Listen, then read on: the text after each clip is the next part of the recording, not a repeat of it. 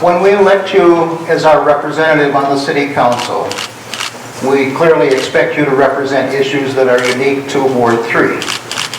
But we also expect you as a member of the city council to be thinking about issues that affect the city as a whole.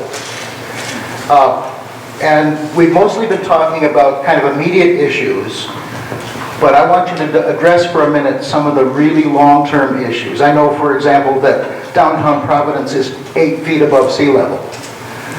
And we're going to have to be dealing with some kind of mitigation for sea level rise and any other long-term problem that you see.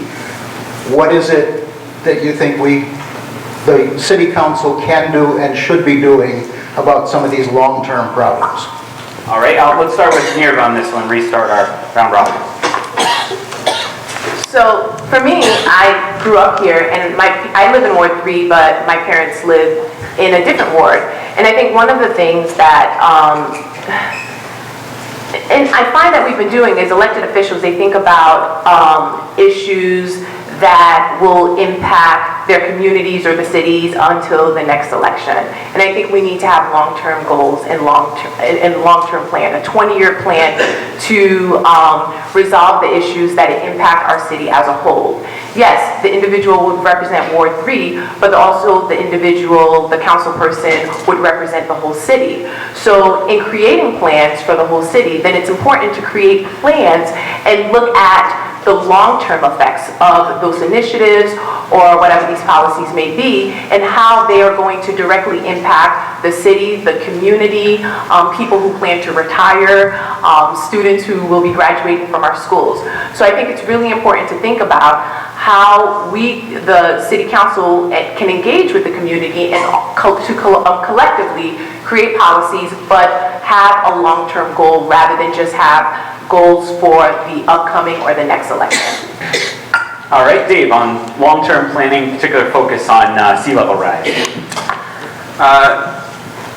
You see, I do agree the sea is rising at a certain level, and Providence is right there on the border, and a big hurricane would actually do a lot of damage back in like 38.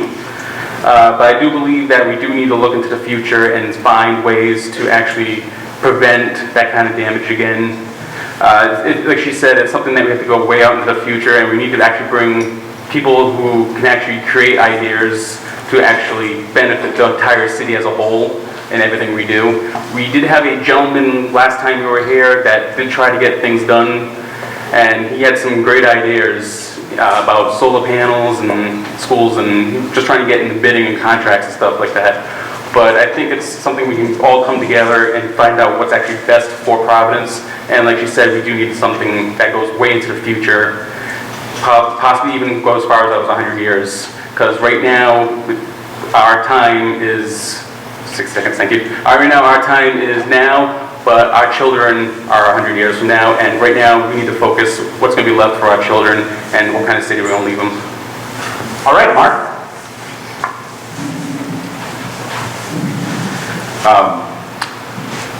I mean, clearly, to me, one thing that we've kind of lacked nationally, not just in Rhode Island or Providence over the last couple of decades, is a sense of public investment, of the value of public investment in infrastructure broadly defined.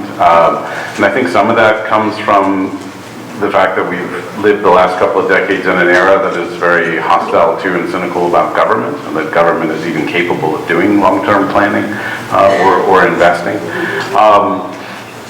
So, I mean, certainly many of the long-term issues we face in Providence are similar to the ones we face elsewhere. We have aging infrastructure, whether it's in the schools or the public transit or in the streets or in the sidewalks or what have you. I mean, with regard to the issues of sustainability more specifically, Trump, has for the moment taken us out of the Paris Climate Accords. But dozens of cities and states around the country, including at least on paper Providence and Rhode Island, have been attempting to step into the gap. There are things that a city like Providence can do to try and reduce greenhouse gas emissions that would also, I believe, provide jobs, including living wage jobs, It would help grow our economy in various ways.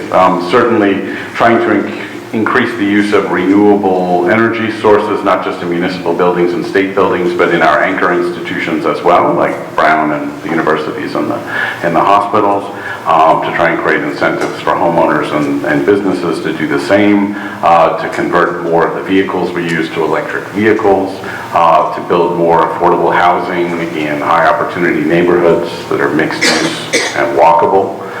There are so many things that contribute to greenhouse gases, and Providence and Rhode Island can take steps to do it, but sea level rise is going to be a national and an international thing. Ultimately, we all have to speak as loudly as we can on it. All right, and finally, Dan on this question. So I can echo what Mark just finished with, which is sea level rise is a national and an international issue. And it's very important for all of us to behave responsibly towards the environment and towards the world we live in. As a city council person, I believe that things we can do, which are more local, would be, I'm campaigning as Jacob for Providence, not necessarily Jacob for Ward 3. I believe there's a disconnect with regard to the members of the city council pulling only in the direction of what serves the self-interest of the city council. And I've been saying since the first time I issued a press release that it is my hope that if I get elected to sit on the city council, that I am able to get all 15 wards, as well as the mayor, to be on the same page on issues that are not ward specific, such as sea level rise, such as general issues that affect the quality of life for all of Providence, for the whole world, for the country. With regard to specifically what we would do with regard to sea level rise, and I'm saying this with all due respect, other than making sure we can keep the hurricane barriers functional for now, until we're able to get everybody on the same page and come up with some kind of a plan for Providence to address issues like this that are going to become more and more serious over the next 30, 50, 100 years.